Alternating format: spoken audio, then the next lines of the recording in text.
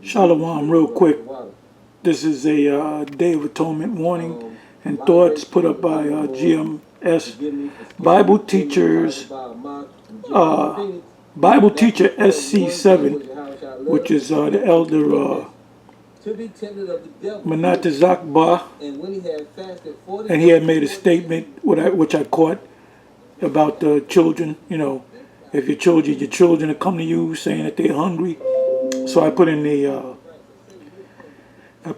comment saying if they're under 12, they can eat. And the reason why I said that, not to be a troublemaker, not to be a nigger, you know, is because the laws are, and that's a tricky subject because, you know, you're going to have the Passover and you're going to have children and they're going to pretty much eat what you eat.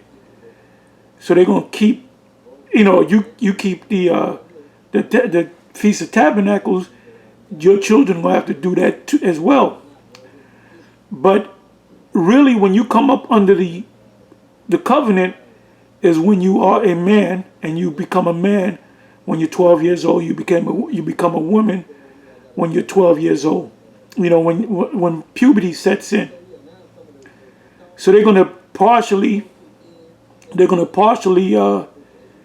keep some of the laws here and there, rehearse the righteous acts. But when they become of age, when they become young men and young women, talking about puberty, could be 11 and a half, 12, really it's 12. What precept that comes to mind is Yahushua in Luke, I believe that's chapter 2, around the 40th verse, where he got away from his parents and he told his mother that, don't you know I must be about my father's business. Now, why didn't he do that when he was 11? Why didn't he do that when he was 8?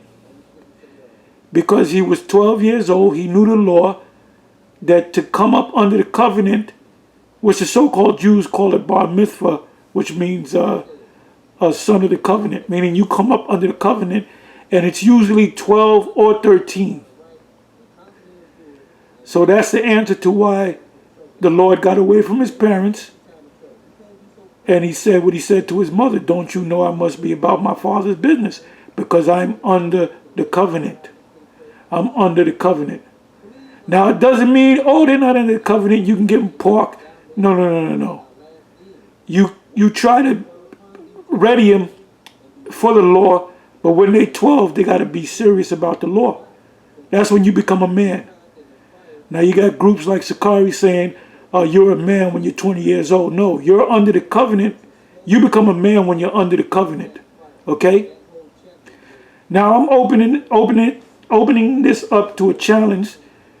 This is mainly the GMS, that if you feel that I was wrong about what I was saying, please let me know in the comment section or do a video.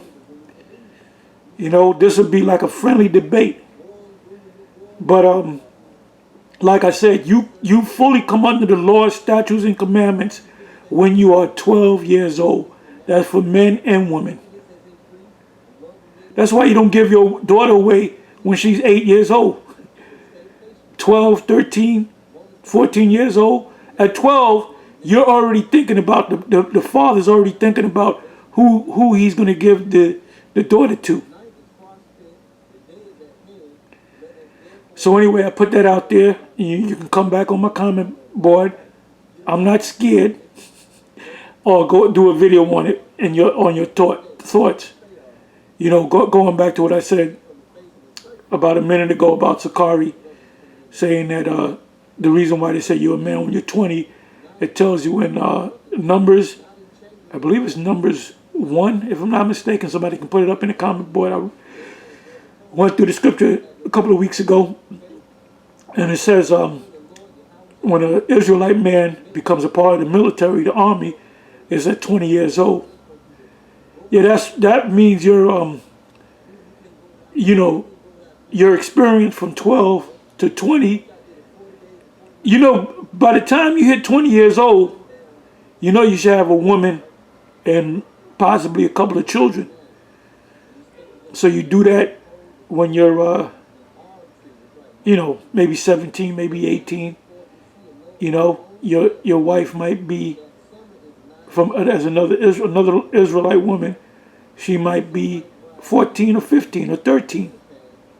In some cases, you have much older men that have much older women.